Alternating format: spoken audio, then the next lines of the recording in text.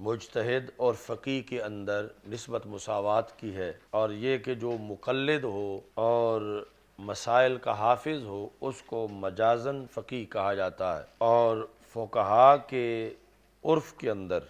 آج یہ شروع ہو رہا ہے وَهُوَ حَقِيقَةٌ فِي عُرْفِ الْفُقَهَاءِ، فقہاء کے عرف میں اس کو کس کو کہ جو ہے مقلد مگر حافظ ہے مسائل کا، تو فقہاء کے عرف کے اندر اس کو فقیہ کہا جاتا ہے۔ مطلب یہ حقیقت عرفیہ ہے۔ ایک تو آ گیا کہ مجازاً اس کو فقیہ کہا جاتا ہے، اب یہ ہے کہ حقیقت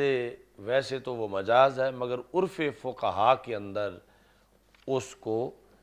حقیقتاً فقیہ کہا جاتا ہے۔ اچھا جی، بدلیل انصراف الوقف والوصیۃ للفقہاء الیہم، اس دلیل کے ساتھ کہ اگر کوئی بندہ مثال کے طور پر وقف کرتا ہے کوئی چیز کہ یہ فقہاء کے لیے ہے، یا کوئی فوت ہوتے وقت وصیت کرتا ہے کہ یہ چیز فقہاء کو دی جائے، تو ہماری جو کتابیں ہیں فقہ کی اس میں پھر یہ حکم ان لوگوں کی طرف لوٹایا جائے گا کہ جو اگرچہ مقلد ہیں مگر حافظ ہیں فروع کے، مسائل کو جانتے ہیں۔ تو اب اس شرعی حکم کے اندر لفظ فقہاء سے جو مراد لیا گیا تو اس کی دلیل کے ساتھ ہی ہم بتا رہے ہیں کہ اگرچہ فقیہ سے مراد لینا یہ حافظ مسائل جو کہ مقلد ہے یہ مجاز ہے، لیکن فقہاء کے لحاظ سے عرف فقہاء میں مسائل فقہ کو بیان کرتے ہوئے اسی کو ہی حقیقت سمجھا جائے گا، اور وہ چیز جس کی وصیت کی گئی یا جو وقف کی گئی تو وہ ان افراد کو ملے گی کہ جو حافظ ہیں مسائل کے اگرچہ مقلد ہیں۔ تو یہ نہیں کہا جائے گا کہ روئے زمین پر اب تو کوئی فقیہ ہے ہی نہیں، چونکہ فقیہ مجتہد ہوتا ہے اور مجتہد نہیں ہے تو پھر فقیہ بھی نہیں ہے، ایسا نہیں کہا جائے گا۔ منتقا کے اندر جس طرح یہ موجود ہے، اور ابن حمام نے تحریر کے اندر امام ابن حمام نے یہ کہا کہ یعنی اسی چیز کو اب مزید مؤکد کرنا چاہتے ہیں، ان الشائع، ذاکرہ کا مفعول بھی ہے، ان الشائع اطلاقہ علی من یحفظ الفروع مطلقاً، کہ فقیہ کا اطلاق اس پر ہوتا ہے جو مطلقاً فروع کو کا حافظ ہو۔ مطلقاً، مطلقاً کا مطلب کیا ہے کہ وہ ان کے ساتھ دلائل بھی جانتا ہو یا دلائل نہ جانتا ہو، اس کو فروع کا پتہ ہو، حافظ فروع ہو، تو اس پر اطلاق فقیہ کا کرنا یہ رائج ہو چکا ہے، یہ شائع ہے۔ اب یہ سارا ذکر کر کے کہتے ہیں لیکن سیذکر فی باب الوصیۃ للاقارب، کہ آگے جو فتاوی شامی کا باب آ رہا ہے الوصیۃ للاقارب، قریبیوں کے لیے وصیت کرنا، اس میں یہ چیز ذکر کی جائے گی کہ ان الفقیہ من یدقق النظر فی المسائل، کہ صرف حافظ نہ ہو، یعنی حافظ ہونا اور بات ہے، اور مسائل کے اندر تدقیق جو ہے یہ اور بات ہے، کیونکہ تدقیق جو تم نے مناظرہ میں پڑھی کہ دلیل کی دلیل کو جاننا، تو اس بنیاد پر یہ یعنی فقیہ جو ہے اس کے اندر تدقیق کا وصف جو ہے وہ موجود ہو، اگرچہ مرتبہ اجتہاد تک نہ پہنچا ہوا ہو۔ وَإِنْ عَلِمَ ثَلَاثَ مَسَائِلَ مَعَ أَدِلَّتِهَا، اگرچہ اس کو 3 مسئلے آتے ہوں لیکن ساتھ دلیل بھی آتی ہو، تو اس پر فقیہ کا اطلاق کیا جائے گا، یعنی حفظ تو 3 ہے لیکن صلاحیت اس کے اندر تدقیق کی موجود ہے تو پھر حفظ اگرچہ اس کو 3 مسائل ہی دلائل کے ساتھ ہیں لیکن تدقیق مسائل کا وصف اس میں موجود ہے تو اسے فقیہ کہا جائے گا۔ حتیٰ قیلا، یہاں تک کہ کہا گیا ہے من حافظ الوفا من المسائل، کہ جس کو ہزاروں مسائل زبانی یاد ہوں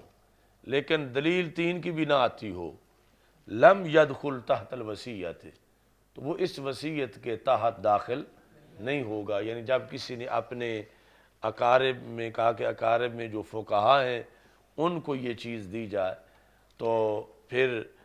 فقہا کی تعریف جس پہ سچی آئے گی ان کو چیز ملے گی، اور اس کے لیے محض حفظ مسائل کافی نہیں ہے بلکہ ساتھ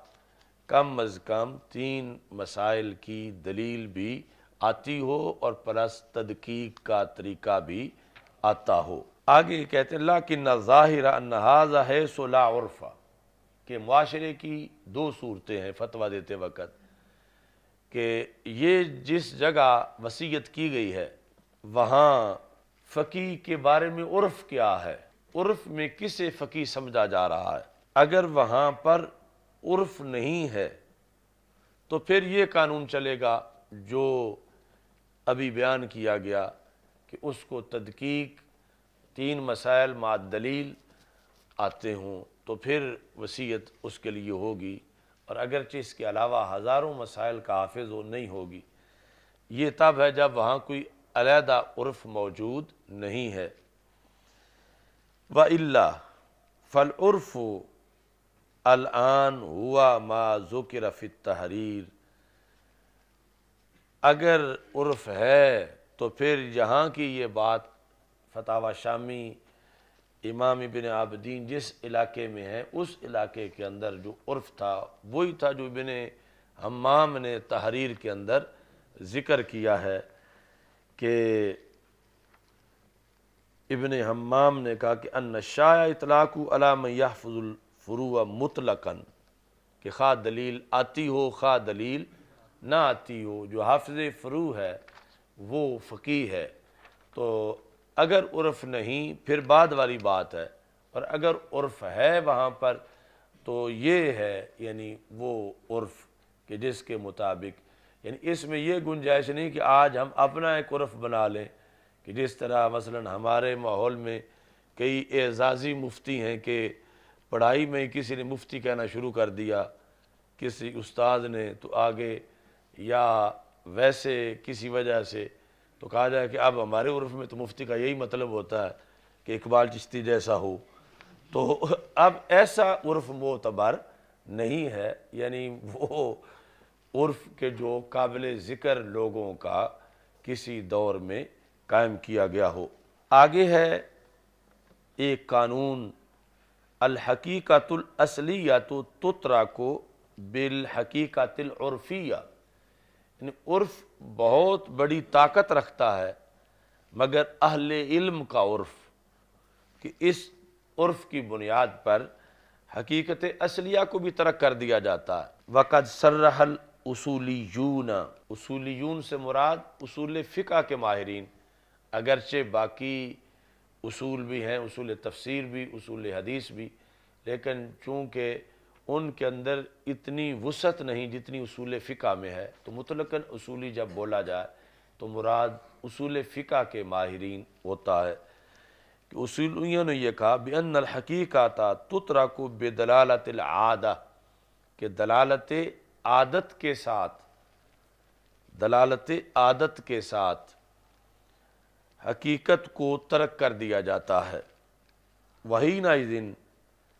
فَيُنْصَرَفُ فِي كَلَامِ الْوَاقِفِ وَالْمُوصِي إِلَى مَا هُوَ الْمُتَعَارَفُ فِي زَمَانِهِ،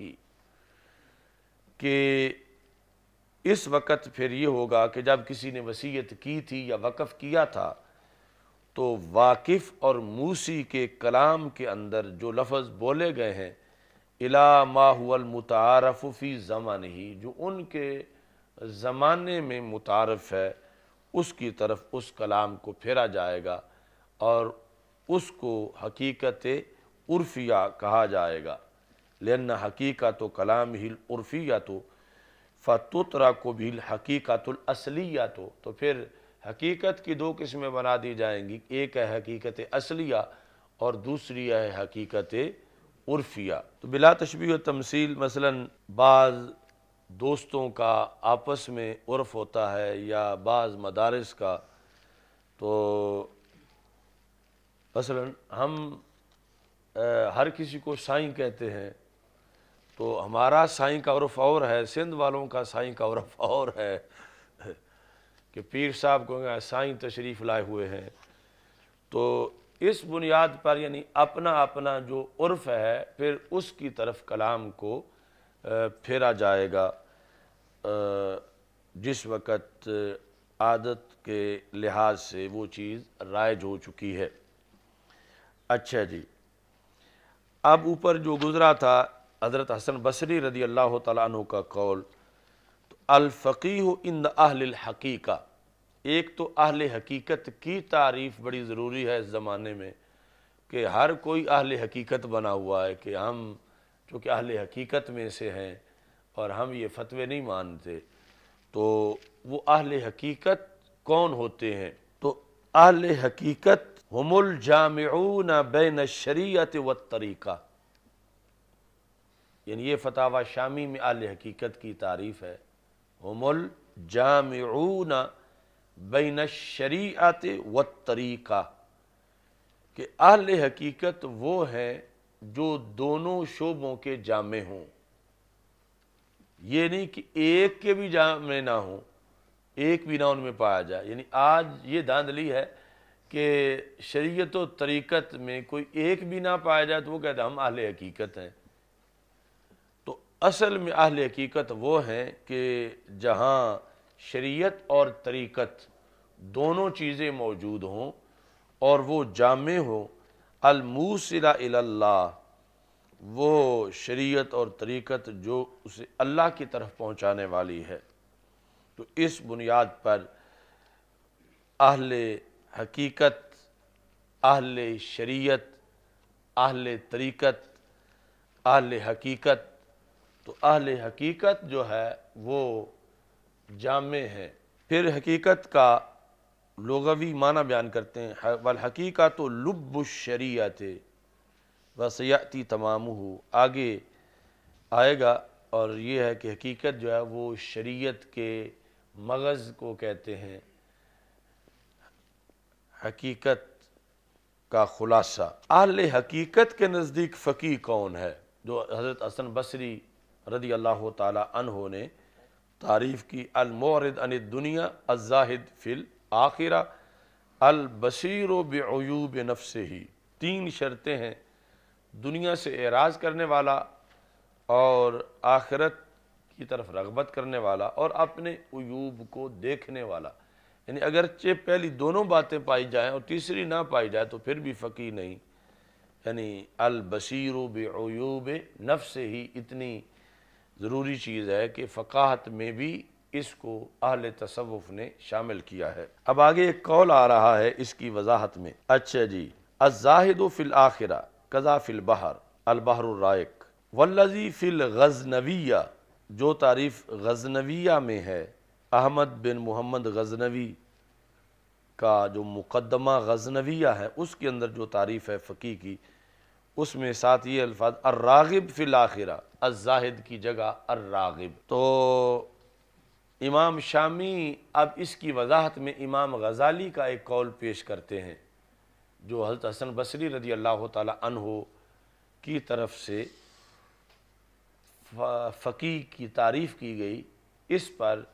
इमाम गज़ाली हज़रत हसन बसरी का ही एक कौल पेश करते हैं। वो ये है कि फ़रक़द सबख़ी ने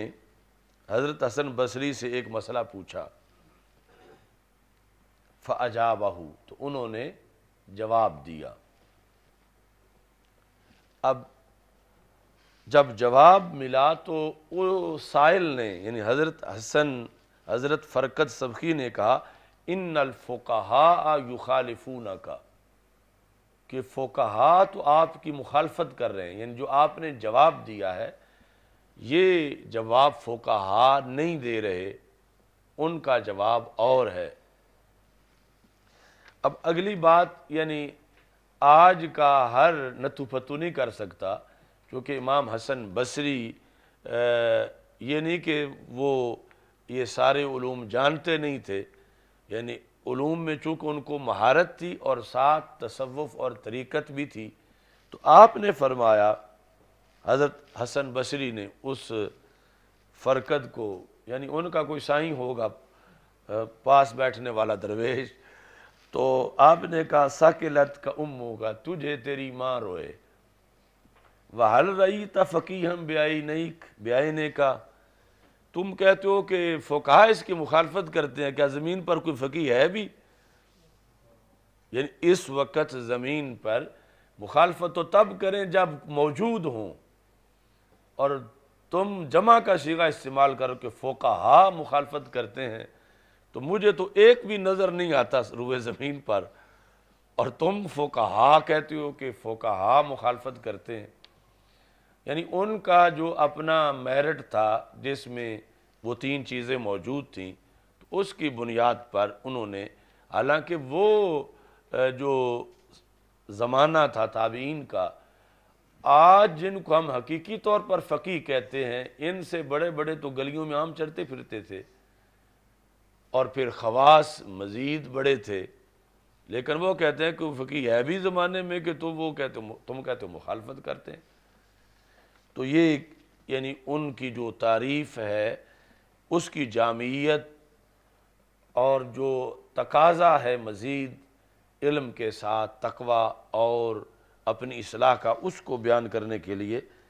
احیاء العلوم میں امام غزالی نے یہ لکھا اور انہوں نے اس کو روایت کیا۔ فَأَجَابَهُ فَقَالَ إِنَّ الْفُقَهَاءَ يُخَالِفُونَكَ فَقَالَ الْحَسَنُ سَاكِلَتْكَ أُمُّكَ۔ تو بزرگوں کے ایسے کلمات کہ تجھے تمہاری ماں روئے، وَهَلْ رَأَيْتَ فَقِيهًا بِعَيْنِكَ، کبھی تم نے اپنی آنکھ سے کوئی فقیہ دیکھا؟ جس طرح نکرہ تحت النفی عام ہوتا ہے، اس طرح نکرہ تحت الاستفہام بھی عام ہوتا ہے۔ تو فقیہن حل کے تحت ہے، کوئی ایک فقیہ بھی مجھے دکھا دو، کیا کوئی ایک فقیہ بھی آپ نے سر کی آنکھوں سے، تصور میں نہیں، سر کی آنکھوں سے کیا تم نے دیکھا؟ کیوں؟ فرمایا انما الفقیہ الزاہد فی الدنیا الراغب فی الآخرہ البصیر بدینہ المدامم علی عبادت ربہ الورع الکاف عن اعراض المسلمین العفیف عن اموالہم الناصح لجماعتہم۔ اب جا کے فقیہ بنا ہے پورا، کہ وہ جو آیا ہے اس کا بھی ذکر آ گیا درمیان میں، یعنی جس وقت آپ نے کہا کہ کیا کوئی فقیہ تم نے دیکھا بھی ہے دنیا میں، تو ظاہر ہے کہ وہ جو فرقت تھے انہوں نے کہنا تھا کہ ہزاروں فقیہ ہیں، ایک کیا، میں نے تو ہزاروں یہاں بغداد شریف میں موجود ہیں۔ تو انہوں نے پھر اس لیے کہا کہ فقیہ وہ ہے جو زاہد ہو دنیا میں۔ اب ظاہر ہے کہ یعنی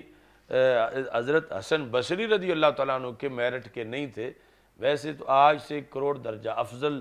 علم و حکمت تقوی پارسائی والے موجود تھے۔ انہوں نے کہا فقیہ وہ ہے جو زاہد ہو دنیا میں، الراغب فی الآخرہ، آخرت میں رغبت رکھتا ہو، البصیر بدینہ، یعنی دنیا پر نظر نہ رکھے بلکہ دین کی حفاظت کرے کہ دین میرا محفوظ رہے، المدامم علی عبادت ربہ، اپنے رب کی عبادت پر دوام اختیار کرے، الورع الکاف عن اعراض المسلمین، مسلمانوں کی عزتوں کو کینچیوں سے کاٹتا نہ رہے بلکہ مسلمانوں کی عزتوں کا محافظ ہو، یعنی اپنے علم کے گھمنڈ میں خواہ مخواہ لوگوں کی تذلیل نہ کرے، العفیف ہو، وہ مفتی عبد القوی جیسا نہ ہو، العفیف عن اموالہم، اور پھر اموال جو ہے ان کے لحاظ سے بھی وہ عفیف ہو، یعنی اپنے کردار کے لحاظ سے بھی، اور لوگوں کا مال بھی نہ کھاتا ہو، ان کے اموال کے مقابلے میں وہ پاک دامنی اختیار کرے۔ الناصح لجماعتہم، تو مسلمانوں کے اجتماعی معاملات میں خیر کا طلبگار ہو، یعنی اجتماعی طور پر مسلمانوں کی جو صورتحال ہے اس کی اصلاح کا درد اس میں موجود ہو تو پھر اس کو فقیہ کہیں گے۔ اب اس کے بعد آیا موضوع، تو موضوع کے لحاظ سے یہ ہے کہ کل علم موضوع کل علم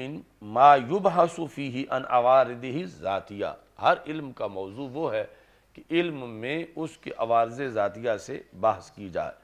قال فی البحر واما موضوعہ ففعل المکلف من حیث انہ مکلف، کہ فقہ کا موضوع ہے فعل مکلف، خود مکلف نہیں، یعنی خود مکلف کے عوارض تو یہ ہیں، مثلا اب بیمار ہے، اب صحت مند ہے، اب خوش ہے، اب ناراض ہے، تو فقہ میں اس سے تو بحث نہیں ہوتی،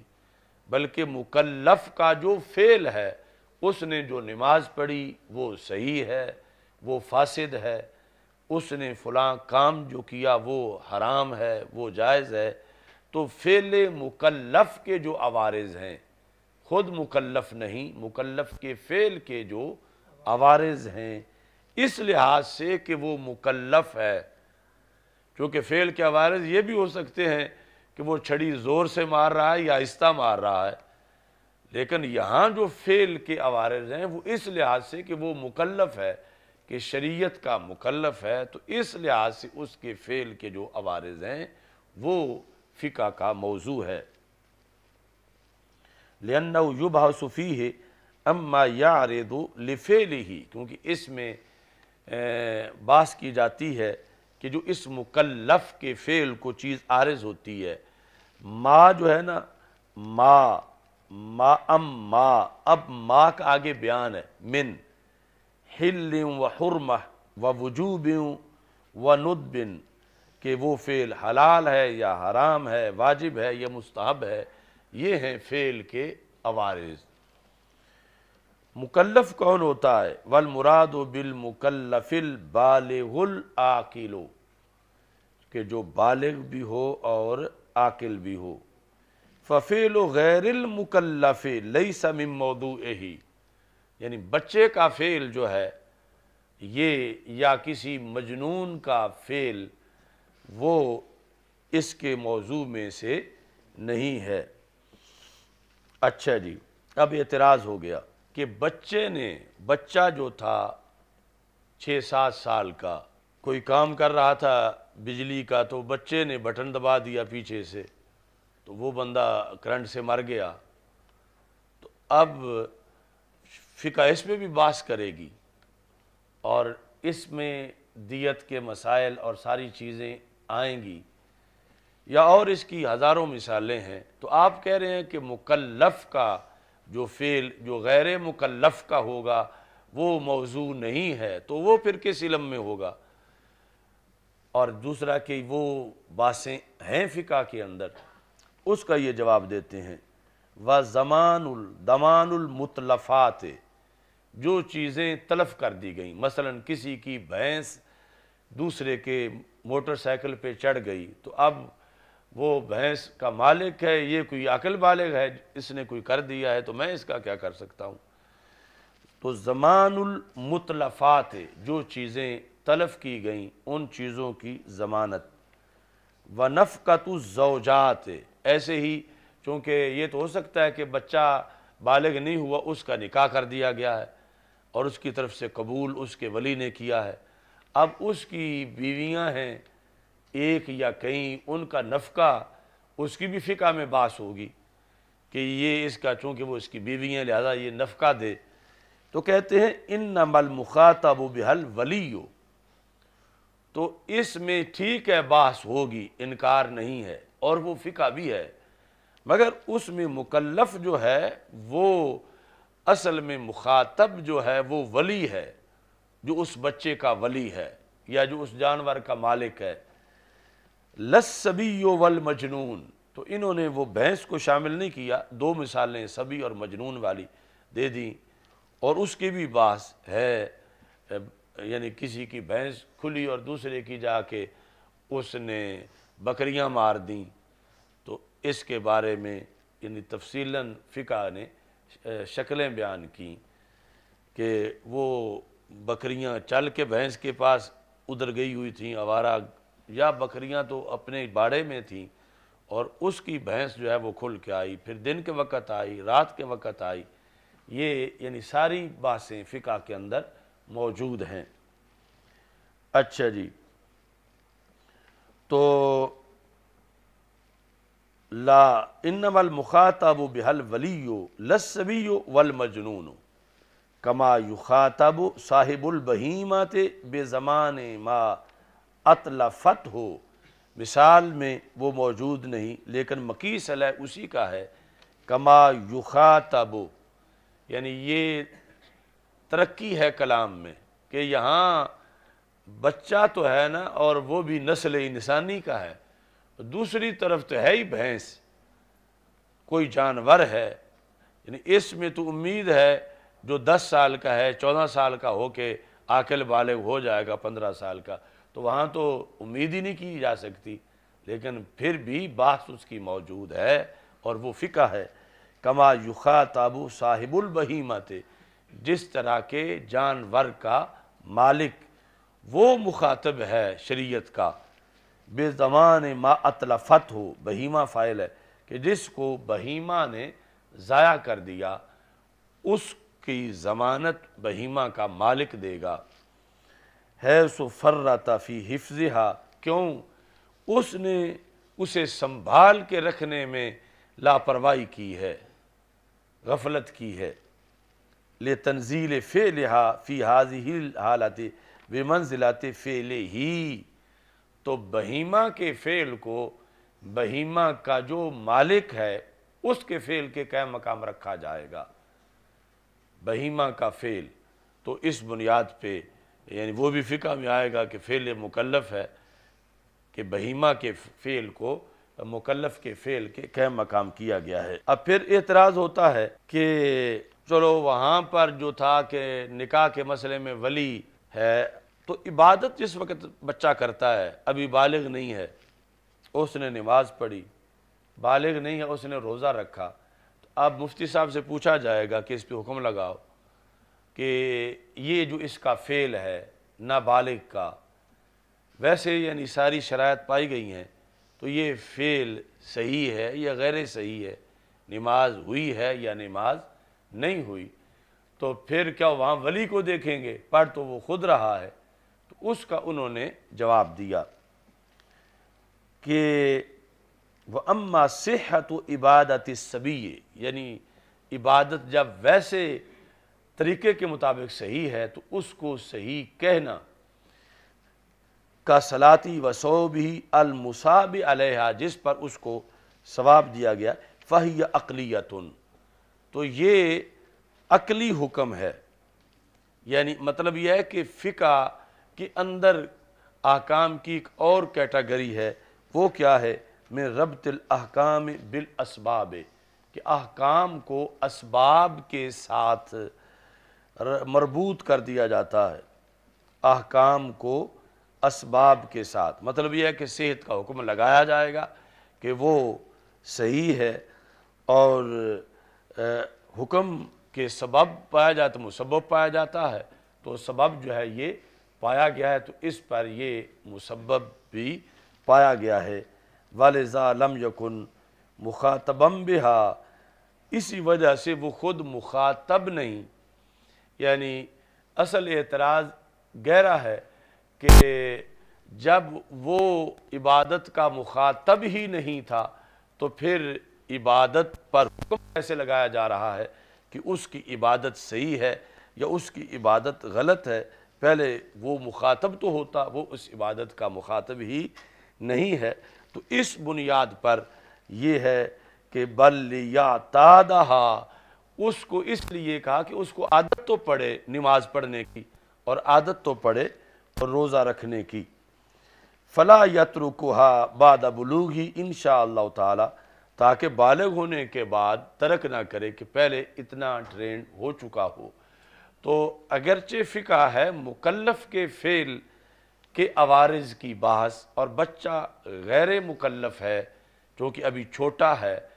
مگر پھر بھی اس کی نے جو نماز پڑھی وہ فقہ کا ایک باب ہے، وہ اس بنیاد پر کہ اسباب کے ساتھ احکام کو مربوط کیا جا رہا ہے، اور حکمت یہ ہے کہ عادت اس کو پڑے اور تاکہ بالغ ہونے کے بعد وہ ترک نہ کرے اور پہلے ہی عادی ہو چکا ہو۔ اب یہ ہے کہ جب یہ بتایا کہ موضوع جو ہے فقہ کا وہ فعل المکلف من حیث المکلف، مکلف کہ مکلف کا فعل اس لحاظ سے کہ وہ مکلف ہے، یہ ساتھ حیثیت کی قید کیوں لگائی؟ تو امام شامی کہتے ہیں وَقَيَّدْنَا بِحَیثِیَّتِ التَّکْلِیفِ لِأَنَّ فِعْلَ الْمُكَلَّفِ لَا مِنْ حَیثُ التَّکْلِیف لیس موضوعہ کفعلہ من حیث انہ مخلوق للہ تعالی، کہ مکلف کے افعال پر کئی طرح بحث ہو سکتی ہے اور وجوہ سے بھی، یعنی اس لحاظ سے کہ یہ اللہ کی مخلوق ہے۔ یہاں جو موضوع ہے وہ اس لحاظ سے ہے کہ وہ صحیح ہے یا غلط ہے، فرض ہے یا واجب ہے، حرام ہے یا حلال ہے۔ تو یہ وجہ تھی کہ جس لیے ہم نے من حیث التکلیف کی، یعنی تکلیف سے مراد اردو پنجابی والی تکلیف نہیں، یعنی شرعی تکلیف جو ہے مکلف ہونا، کہ اس لحاظ سے افعال کی بحث، ورنہ فعل ہو سکتا ہے کہ اس کی بحث کھیل اور کھلاڑیوں کے لحاظ سے ہو کہ یہ اس کا فعل کیسا ہے۔ یہاں من حیث التکلیف ہے مکلف ہونے کے لحاظ سے کہ یہ اس کا فعل کیسا ہے، تو اس بنیاد پر یہ یہاں پر قید لگائی گئی۔ الحمدللہ رب العالمین والعاقبۃ للمتقین والصلاۃ والسلام علی رسولہ الکریم۔ استغفر اللہ لا الہ الا اللہ وحدہ لا شریک لہ، لہ الملک وَلَهُ الْحَمْدُ وَهُوَ عَلَى كُلِّ شَيْءٍ قَدِيرٌ۔ اللهم إنا نعوذ بك من زوال نعمتك وتحول عافيتك وفجاءة نقمتك وجميع سخطك، يا قاضي الحاجات اقض حاجاتنا، يا شافي الأمراض اشف مرضانا، يا دافع البليات ادفع عنا شر الظالمين والفاسقين بحرمات سيد المرسلين۔ یا الہ العالمین رسول اکرم صلی اللہ علیہ وسلم کے عظیم مرتبہ کے طفیل، ہمارے پاس جو عظیم مہمان رونق افروز ہیں، ان کے درجات کو بلند فرما، صحت میں عافیت میں برکتیں عطا فرما، اور مسائی جمیلہ کو اپنے دربار میں قبول فرما۔ وصلی اللہ تعالی علی حبیبی خیر۔ توحید و رسالت کا نعرہ دنیا میں لگانے نکلے